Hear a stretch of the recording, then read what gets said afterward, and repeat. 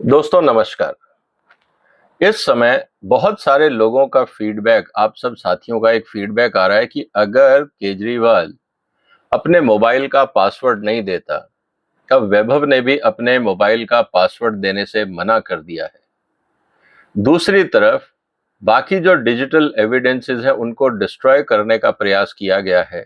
जैसे सीसीटीवी की फुटेजेस अगर गायब है, मान लीजिए कि कंप्यूटर में से उन्होंने डेटा फाइल हटा दी या हार्ड डिस्क बदल दी, या जैसे ईडी ने कहा कि करीब 170 मोबाइल फोन डिस्ट्रॉय किए गए या बदले गए, दूसरे लोगों के नाम पर उनको इस्तेमाल किया गया। ये जब सारी परिस्थितियां चल रही हों, उस स्थिति में क्या होगा? क्या भारत का कोर्ट इसलिए केजरीवाल और उसके साथियों को बरी कर देगा क्योंकि डिजिटल साक्ष्य नहीं मिले? क्या ऐसा होगा? दोस्तों, इसके लिए हमें यह जानना जरूरी है कि पूरी दुनिया में जो न्यायालय हैं वो कैसे काम करते हैं। भारत में तो डिजिटल चैलेंजेस को लेके अभी हम थोड़ा जागरूक हो रहे हैं, लेकिन पूरी दुनिया में तो काफी समय से इस तरह के केसेस हो रहे हैं। और एक तरफ मुद्दा आता है प्राइवेसी का, जब अपराधी पासवर्ड इसलिए नहीं देते ये कह के कि साहब मेरा प्राइवेट एजेंडा है, मैं नहीं आपको कोऑपरेट कर सकता, क्योंकि भारत का संविधान भी ये कहता है कि अपराधी को अपने खिलाफ साक्ष्य या एविडेंस देने की जरूरत नहीं है, ये काम इन्वेस्टिगेटिंग एजेंसीज का है। लेकिन अगर सारा कुछ डिजिटल सिस्टम में हो तो इन्वेस्टिगेटिंग एजेंसीज क्या करेंगी? ये एक बहुत ही इंटरेस्टिंग एंगल है, क्योंकि नई दुनिया में नए ढंग से हमें कानूनों को देखना होगा। आज हम इसी की चर्चा करेंगे कि अगर केजरीवाल और उसके साथियों ने डिजिटल एविडेंस मिटाए तो उस स्थिति में न्यायालय के पास क्या ऑप्शन रह जाता है। और इसको जानने के लिए हमें सबसे जरूरी है कि हम ये देखें कि पूरी दुनिया में कैसे काम होते हैं, और शायद भारत के न्यायालयों को वहां से भी एक होप मिल सकती है, फिर चाहे केजरीवाल डिजिटल पासवर्ड दें या ना दें। दोस्तों, कुछ जो डिजिटल डॉक्यूमेंटेशन हमारे सामने अक्सर आते हैं, जैसे सीसीटीवी, वैभव के केस में एक बहुत बड़ा एविडेंस है, उसको भी डिस्ट्रॉय करने का प्रयास किया गया, क्योंकि जो पुलिस को पेनड्राइव दिया वो ब्लैंक दे दिया। आप इन लोगों की हिम्मत देखिए कि किस तरह से कानून को मिसलीड करना हो वो इनसे सीखा जाए। मोबाइल फोन, 170 मोबाइल फोन इन्होंने डिस्ट्रॉय किए या डैमेज किए। कितने कंप्यूटर और उनके हार्ड डिस्क दाएं बाएं किए होंगे ये तो अभी हिसाब लगाना मुश्किल है, वो नंबर धीरे धीरे आप पता लगेगा। क्रिप्टो करेंसी का मुद्दा बहुत क्लियर है, क्योंकि 100 करोड़ की तो साउथ ग्रुप बात कर रहा है, फिर जो खालिस्तानी ग्रुप है उसने $16 मिलियन की बात करी, सुकेश ने करीब 50 करोड़ देने की बात करी। तो ये पैसा गया कहां? क्योंकि गुजरात इलेक्शन में तो करीब 45 करोड़ रुपए लगा, तो बाकी 55 करोड़ किधर गया? क्या पर्सनल अकाउंट में गया? कुछ उनसे पर्सनल प्रॉपर्टीज खरीदी गई, कुछ एसेट्स खरीदे गए, शेयर्स खरीदे गए, क्रिप्टो करेंसी खरीदी गई, ये हिसाब किताब का है। इसको भी अभी तफ्तीश करना, प्रोसीड ऑफ क्राइम अभी बाकी है। इसी तरह से बहुत सारा डेटा हो सकता है क्लाउड पे हो, वो भी अभी ईडी को तफ्तीश करनी है, सीबीआई को करनी है। बहुत सारे सोशल मीडिया अकाउंट होंगे, फाइल्स होंगी अलग अलग नाम से, क्योंकि सोशल मीडिया में सबसे बड़ा प्रॉब्लम क्या है कि आप गलत नाम से भी और गलत आइडेंटिटी से भी अकाउंट खोल सकते हैं। तो हम तो सपोज मान लीजिए केजरीवाल से अकाउंट ढूंढ रहे हो सकता है कि केजरीवाल का कोई पासवर्ड या कोडवर्ड ऐसा हो जिसके नाम पे उन्होंने अकाउंट खोला हो, या कोई एक ऑर्डिनरी नाम, मान लीजिए अनिल के नाम से खोल लिया, अनिल के वाई सिंह वट। अब आपको कैसे पता लगेगा कि ये केजरीवाल है या कोई और है? तो ये एक सोशल मीडिया का बहुत बड़ा चैलेंज है, जिसमें अभी इन्वेस्टिगेशन बाकी है। इसी तरह से बहुत सारे ईमेल्स, पर्सनल और ऑफिशियल, जो बहुत बड़ा एविडेंस बन सकते हैं।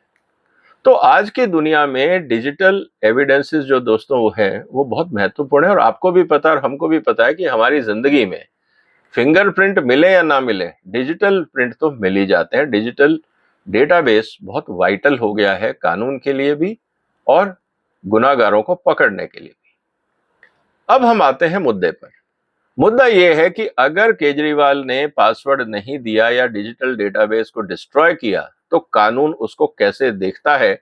अभी तक हिंदुस्तान में क्या देखता था और दुनिया में लोग उस तरह के अपराध को कैसे देखते हैं जजेस की क्या भूमिका होती है, क्योंकि ये डिस्क्रिशनरी पावर ऑफ जज की है, और कानून क्या कहता है ये भी हमें समझना होगा। भारत में तो बहुत सिंपल सा कानून है, एक आईपीसी की धारा लगती है 204 शायद, और उसमें 1 से 2 साल की सजा है, इसके आगे कोई कुछ नहीं है। लेकिन दुनिया में भारत के जो अगर आप डिजिटल एविडेंसेस डिस्ट्रॉय करते हो तो इसको माना जाता है कि आप जुडिशियल प्रोसेस में अवरोध कर रहे हो। और आप डिजिटल एविडेंस क्यों डिस्ट्रॉय करोगे? क्योंकि आपके खिलाफ होंगे तभी तो आप डिस्ट्रॉय करोगे।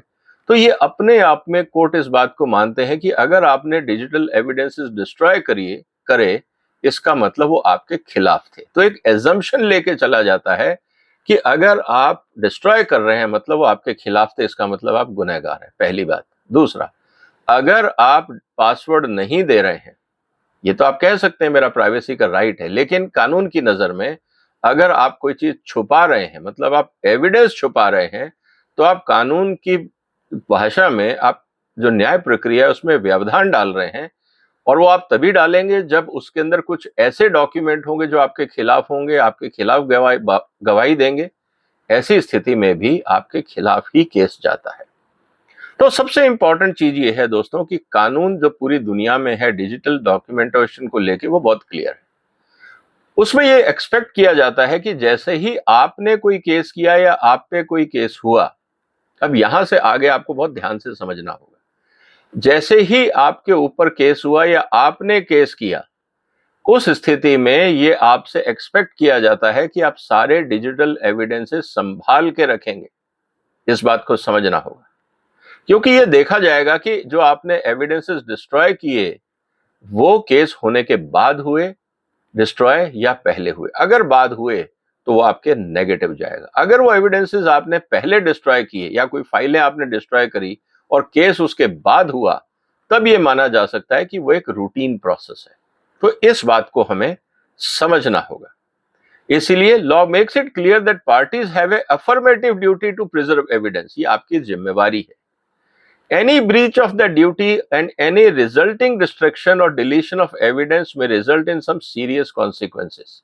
अगर आपने गड़बड़ करी, डिस्ट्रॉय किया या डिलीट करने की कोशिश करी तो इसका खतरनाक अंजाम जिसने किया उसको भुगतना पड़ेगा। Such evidences include but not limited to, जैसे ये सिर्फ ये नहीं कि ईमेल डिस्ट्रॉय किया, ये सिर्फ ईमेल तक की बात नहीं है। इन एनी फॉर्म, चाहे वो ईमेल हो, टेक्स्ट मैसेजेस हो, व्हाट्सएप मैसेजेस हो, सोशल मीडिया पोस्ट हो, any document stored in electronic devices, ये सब कुछ कहलाता है electronically stored information. Electronically stored information के साथ अगर छेड़खानी की गई तो इसको बहुत नेगेटिव लिया जाता है। ये हमारे यहाँ नहीं है कि साहब पासवर्ड नहीं मिल रहा तो हम क्या करें, नहीं मिल रहा कोई बात नहीं, आपके खिलाफ केस जाएगा, ताकि उसको ये मतलब कि एनकरेजमेंट नहीं मिले कि मैं जो इन्वेस्टिगेशन हो रहा उसमें व्यवधान डालूं। इस बात को हमें समझना होगा। दोस्तों आज थोड़ा सा वीडियो लंबा होगा, इसलिए मैं कहूंगा आप पेशेंस रखिएगा। ये बहुत इंपॉर्टेंट चीज है जो मैं आपसे आज बात करने वाला हूं, आपकी जिंदगी में भी काम आ सकता है। जो इलेक्ट्रॉनिक स्टोर्ड इंफॉर्मेशन है, ये उसमें कहा जाता है कि अगर आप उससे टेम्परिंग करते हैं तो इसके लिए एक टर्म यूज किया गया है, उसका नाम है स्पॉयलेटेड। मतलब आपने उसको स्पॉइल कर दिया या डिस्ट्रॉय कर दिया या डैमेज कर दिया। कानून की भाषा में जो इलेक्ट्रॉनिकली स्टोर्ड इंफॉर्मेशन है आप उसके साथ टेम्परिंग नहीं कर सकते। अगर आपने किया तो स्पॉइलेटेड माना जाएगा, मतलब जानबूझ के आपने उसके साथ छेड़खानी करी है। और इसके लिए 3-4 चीजें इंपॉर्टेंट है जो समझना होगा। किसको आप बोलेंगे डिस्ट्रक्शन या spoliated? Number 1, It should have been preserved due to anticipation or conduct of litigation. सबसे पहले तो ये आपकी जिम्मेवारी है कि आप उसको संभाल के रखें, लेकिन it is lost due to a fail to take reasonable steps to preserve it. अब ये खो गया, आप कहोगे साहब मैं क्या करूं, पासवर्ड याद नहीं, पेन ड्राइव खो गया, सीसीटीवी पता नहीं कौन लेके चुरा के चला गया, ये आपकी इग्नोरेंस के कारण है। तो ये बात हमें समझनी होगी। दूसरा, cannot be restored and replaced through other discovery measures. जैसे आपने डिजिटल पासवर्ड नहीं दिया, अब हम उसको रिट्रीव भी नहीं कर सकते। तो 3 स्थितियां आती हैं इलेक्ट्रॉनिक इंफॉर्मेशन के लिए। पहला, इंफॉर्मेशन है उसको प्रिजर्व करना है। दूसरा, वो मिल नहीं रही जानबूझ के या अनजाने में। और तीसरा वो रिट्रीव भी नहीं हो पा रही। इन तीनों स्थितियों को कोर्ट को समझना होगा कि क्या है इस पूरे केस का मुद्दा। अब सवाल इस बात का आता है कि हम एक एक करके इस पूरे मुद्दे को देखते हैं। पहला आता है कि साहब इंफॉर्मेशन थी, आपको प्रिजर्व करनी थी, आपने नहीं करी, अब वो डिस्ट्रॉय हो गई। डिस्ट्रॉय के कारण क्या है? नेग्लिजेंस से हुई, मतलब गलती से हो गई। If the court finds that discovering party is prejudiced from the loss of evidence by the other party, the court may implement measures no greater than necessary to cure the prejudice. अगर मान लीजिए कि उसके कारण आपका नुकसान होता है, सामने वाली पार्टी का नुकसान आता है और आपकी गलती से ये हो गया, तो कोर्ट उसको वो कंपनसेशन देगी, क्योंकि अगर एविडेंस सामने आते तो ये मान के चलेंगे कि वो एडवर्स एविडेंस था। उस स्थिति में जो भी, मान लीजिए आपने कहा कि मेरी रसीद चोरी हो गई और रसीद में 2 लाख रुपए का भुगतान था, आपने कहा साहब वो मिल नहीं रही, मैंने तो पेमेंट कर दी थी लेकिन वो रसीद मिल नहीं रही। तो कोर्ट कह रहा अगर पेमेंट कर दी थी तो रसीद दिखाओ, रसीद मिल नहीं रही। तो कोर्ट कहेगा कोई बात नहीं, अब आप 2 लाख रुपए उनको दे दीजिए, क्योंकि हम नहीं मानते कि आपने पेमेंट किया। तो इस तरह से आप डैमेज को कंपनसेट करते हो। दूसरी स्थिति में क्या होता है कि केजरीवाल का मुद्दा अगर देखें, सच measures might include imposing an adverse evidentiary interference or adverse presumption during trial and will address the missing evidence. ठीक है, आपने सीसीटीवी फुटेज खराब कर दिया, आपका पासवर्ड नहीं मिल रहा, आपको याद नहीं, वेरी गुड, यादाश्त हो गई, वेरी गुड, केस हम आपके खिलाफ जाएगा, आपको उसका बेनिफिट ऑफ डाउट नहीं मिलेगा। ये बहुत क्लियर है, ताकि लोगों को ये इच्छा ही ना रहे कि वो इस तरह की टेम्परिंग करें, क्योंकि अगर आपने टेम्परिंग कर दी उसको ये माना जाएगा कि दैट इज अगेंस्ट यू, नहीं तो आप उसको संभाल के रखते, आपके फेवर में बात होती। लेकिन आप जानबूझ के पासवर्ड नहीं दे रहे, टेम्परिंग कर रहे हैं, उसको एज ए एविडेंस आपके अगेंस्ट माना जाएगा और आपको किसी भी तरह का बेनिफिट आउट नहीं मिलेगा। अगर नेग्लिजेंस से भी हुआ है, means spoliation is where a party has a setting on his own mobile phone और email which automatically delete messages and emails. आप कहोगे साहब मैंने तो इसमें कमांड लगा दी थी, उससे मेल डिस्टर्ब हो गया या डिलीट हो गए मैसेजेस 1 महीने बाद, 7 दिन बाद, ये जिम्मेवारी आपकी है, आपने कमांड लगाई थी, आपको उस कमांड को ऑफ करना चाहिए था, आपने नहीं किया, आप गुनहगार हैं, कोई और जिम्मेवार नहीं है, क्योंकि वो पर्सनल प्रॉपर्टी आपकी थी। तो ये बेनिफिट ऑफ डाउट आपको नहीं मिलेगा। The party does not disable this setting once it anticipated that it is party to litigation. ये तो आपकी जिम्मेवारी है, आप प्रिजर्व करके रखते, आपको न्याय चाहिए था, लेकिन आपने ऐसा नहीं किया। दूसरी स्थिति में दोस्तों क्या होगा? If court find that spoliating party acted with intention और deprive other party of the information for use in litigation. आपने जानबूझ के गड़बड़ करी, आप जानबूझ के पासवर्ड नहीं दे रहे, आप जानबूझ के सीसीटीवी फुटेजेस डिस्ट्रॉय कर रहे हैं, आप जानबूझ के डिजिटल एविडेंस डिस्ट्रॉय कर रहे हैं, ये बात बहुत क्लियर है। और जब ये इंटेंट कोर्ट को पता लग जाता है तो कोर्ट बहुत क्लियरली पूरी दुनिया में 3 रास्ते लेता है। क्या भारत का कोर्ट लेगा या नहीं ये तो वक्त बताएगा, लेकिन मैं आपके सामने बात रख रहा हूं। पहला, presuming that evidence was unfavourable to the party.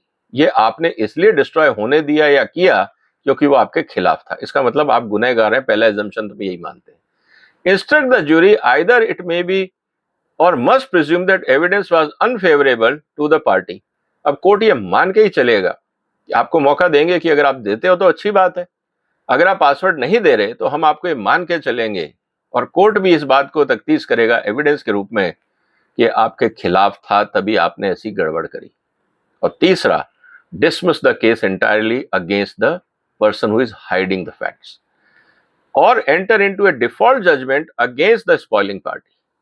Kejriwal ने कहा कि साहब मिल नहीं रहा, पासवर्ड नहीं दे रहा, कोई बात नहीं, जेल जाइए आप, जो सबसे ज्यादा सजा होगी आप दे दीजिए, क्योंकि एक तो इन्होंने गुनाह किया और फिर एविडेंस को डिस्ट्रॉय किया। This is a criminal mindset. इस स्थिति में कोर्ट किसी भी हालत में रियायत नहीं दे सकता है। और अगर भारत के कोर्ट न्याय के मामले में और केजरीवाल के मामले में अगर रियायत बरतते हैं तो उसको, जो गृह मंत्री ने कहा कि वो स्पेशल ट्रीटमेंट है, ऐसा नहीं होना चाहिए। Such sanctions are typically more severe than in a negligent cases. ऐसी स्थिति के अंदर पनिशमेंट सीवियर होता है, नेग्लिजेंट का मामला नहीं कंसिडर किया जा सकता, क्योंकि ये इंटेंशनल स्पॉइलेज था और स्पॉयलेशन के अंदर इस तरह के इंटेंशनल मैटर में सिचुएशन को गंभीरता से लिया जाता है। Instruct the jury to presume the spoliation evidence was proof of unfavorable fact, striking the spolied party's pleading and entering into a default judgment against the spoliating party. आपकी कोई दलील नहीं मानी जाएगी, कोई आर्ग्यूमेंट नहीं माना जाएगा, by default case should go against you. तो अगर केजरीवाल इस तरह की हरकत करते हैं तो बहुत क्लियरली है कि आपको ये बात समझनी होगी। अब इसको किस लेवल पे देखा जाएगा, इसके 2-3 टेस्ट हैं कि वास्तव में स्पॉइल किया या नहीं किया। अब इसको कैसे आप करेंगे? पहला, whether the evidence existed at one time, क्या वो एविडेंस था, सीसीटीवी फुटेज था। मोबाइल फोन थे, बिल्कुल थे। केजरीवाल के पास आईफोन के अंदर डेटा था, बिल्कुल था। इसका मतलब सब कुछ था पहले से, इसका मतलब एविडेंस थे। दूसरा, whether the spoliator had a duty to preserve the evidence, बिल्कुल, क्योंकि जैसे ही आपके खिलाफ कार्रवाई शुरू हुई, आपने मोबाइल फोन डिस्ट्रॉय कर दिए, वेब ऑफ अरेस्ट हुआ, सीसीटीवी फुटेज गायब हो गए, फोन ड्राफ्ट आपने उसको रिफॉर्मेट कर दिया, सब कर दिया। इसका मतलब आपने जानबूझ के किया। केस शुरू होने के बाद, इन्वेस्टिगेशन शुरू होने के बाद ये आपके अगेंस्ट जाएगा। और तीसरा, whether the evidence was critical to the opposing party. अब स्वाति मालीवाल केस में सीसीटीवी फुटेज क्रिटिकल था, केजरीवाल के मामले में उनके मोबाइल फोन का पासवर्ड क्रिटिकल है, सिसोदिया के मोबाइल फोन क्रिटिकल थे, क्योंकि सारा जो घपला हुआ लीकर पॉलिसी में फोन के ऊपर बात हुई, फेस टाइम पे बात हुई, वगैरह वगैरह, ये अपोजिट पार्टी के लिए, ईडी के लिए क्रिटिकल था और आप नहीं दे रहे हैं। Is being proved it's prima facie case और डिफेंस, ये आपके खिलाफ केस है, क्योंकि आप सामने वाली पार्टी के एफर्ट्स को डिस्ट्रॉय कर रहे हैं। तो इट इज इंपॉर्टेंट दोस्तों कि इस तरह की हरकतों में कोर्ट को टफ व्यू लेना चाहिए, ताकि इस तरह का माइंडसेट डिस्करेज हो। और सबसे इंपॉर्टेंट चीज आती है कि आप जब there must be somehow showing indication that destroying evidence would have been relevant to the contested issue. अब ये ईडी ने तो कह दिया कि सर ये सब चीजें हैं, हवाला में काम हुआ है, घपला हुआ है। अब बार बार कोर्ट ये कहता है where is the money, where is the proceed of crime, तो वो तो क्रिप्टो करेंसी में है। क्रिप्टो करेंसी की डिटेल केजरीवाल के मोबाइल में होगी और वो पासवर्ड दे नहीं रहे, तो अब कैसे निकाला रास्ता जाए? इसीलिए उस एजम्पशन को माना यह जाना चाहिए कि क्रिप्टो करेंसी के रूप में बाकी पैसा केजरीवाल के पास है, जिसका पासवर्ड केजरीवाल के पास है। अगर नहीं है तो पासवर्ड खोल के दिखा दें, ये सामने हो जाएगी। अगर वो नहीं दिखाते हैं तो वो गुनहगार है। कोर्ट ये एजम्पशन लेके चलेगा। The court also question that court should take care not to require too specific level of proof। जब डिजिटल मामला आता है तो आप बहुत ज्यादा स्पेसिफिक नहीं हो सकते, ये कोर्ट्स के लिए हिदायत है। ये नहीं कि आप हमें डॉक्यूमेंट दिखाइए कौन सी तारीख को ईमेल या क्रिप्टो करेंसी की ट्रांजैक्शन हुई, ये जरूरी नहीं है। You have not to be very specific in such matters. जहां एविडेंस डिस्ट्रॉय किए जाते हैं वहां कोर्ट को स्पेसिफिक होना जरूरी नहीं है, because holding the prejudiced party to too strict a standard of proof regarding the likely contestant of the destroying evidence would subvert the purpose of adverse inferences। आप अगर जरूरत से ज्यादा स्पेसिफिक होंगे, ईडी ने आपको बोल दिया कि साहब इस तरह का घपला हुआ है, you have to take it. अब आप कहेंगे प्रूफ क्या है, डेट क्या है, किसने किया, इसकी जरूरत नहीं, क्योंकि वो एविडेंस डिस्ट्रॉय हो चुके हैं। इस बात को अगर ध्यान रखा जाएगा तो मुझे लगता है कि केजरीवाल का बचना मुश्किल है, चाहे वो पासवर्ड दें या ना दें, क्योंकि when the evidence disappears, whether intentionally or negligently, the litigation rarely goes well for the party which is destroying। Once the discovering party learned that destruction of evidence have occurred, दुनिया में ऐसा कहीं नहीं होता है कि किसी ने डिजिटल एविडेंस को डिस्ट्रॉय किया और जजमेंट उसके फेवर में जाए, ऐसा कहीं नहीं होता है। तो अब भारत के जो न्यायालय हैं वो क्या रुख अपनाएंगे, ये देखने वाली बात होगी। क्या भारत का न्यायालय वापस केजरीवाल और उसके गैंग को या साथियों को, जो भी नाम से आप पुकारना चाहें, स्पेशल ट्रीटमेंट देगा या सख्त रुख अपनाएगा? दलीलें वकील देंगे, लेकिन इंटेंशन डिस्ट्रक्शन ऑफ एविडेंस में साफ झलकता है। अब दोस्तों, आपका क्या कहना है? क्या केजरीवाल और उसके साथियों ने जिस तरह से डिजिटल एविडेंसेस डिस्ट्रॉय किए, क्या ये कानूनी लड़ाई केजरीवाल के फेवर में जाएगी या अगेंस्ट में? पूरी दुनिया में तो अगेंस्ट में जाती है। भारत के न्यायालय क्या करेंगे? आपका क्या विचार है? कमेंट बॉक्स में लिखिए। इस वीडियो को शेयर करिए क्योंकि ये बहुत इंपॉर्टेंट मेजर है। ये बहुत इंपॉर्टेंट जानकारी इसलिए भी है कि कल को आप भी ऑफिसेज में काम करते हैं, आप भी डिजिटल फुटप्रिंट्स छोड़ते हैं, आपको भी संभल के रहना होगा। और अगर कोई चीज आप कर रहे हैं तो उसका एविडेंस प्रिजर्व करिए, क्योंकि आपके खिलाफ अगर कोई कार्रवाई जाती है तो आपका नुकसान हो सकता है। इस बात को समझिए। इसीलिए अपना पासवर्ड, अपने डॉक्यूमेंटेशन किसी और को मत दीजिए, खासकर अगर आपके पास कोई लिटिगेशन, अगर उसने एविडेंस डिस्ट्रॉय कर दिए, चाहे वो किसी भी कारण से किए हों, रिफॉर्मेटिंग कर दिया आपकी हार्ड डिस्क का, तो वो कानूनी कार्रवाई आपके खिलाफ जा सकती है, चाहे बेगुनाह हो। तो इसलिए बहुत केयरफुल रहिए। इस वीडियो को शेयर करिए, इस चैनल को सब्सक्राइब करिए अगर अभी तक नहीं किया है। तो फिर मुलाकात होगी एक और महत्वपूर्ण मुद्दे के साथ। तब तक वंदे मातरम।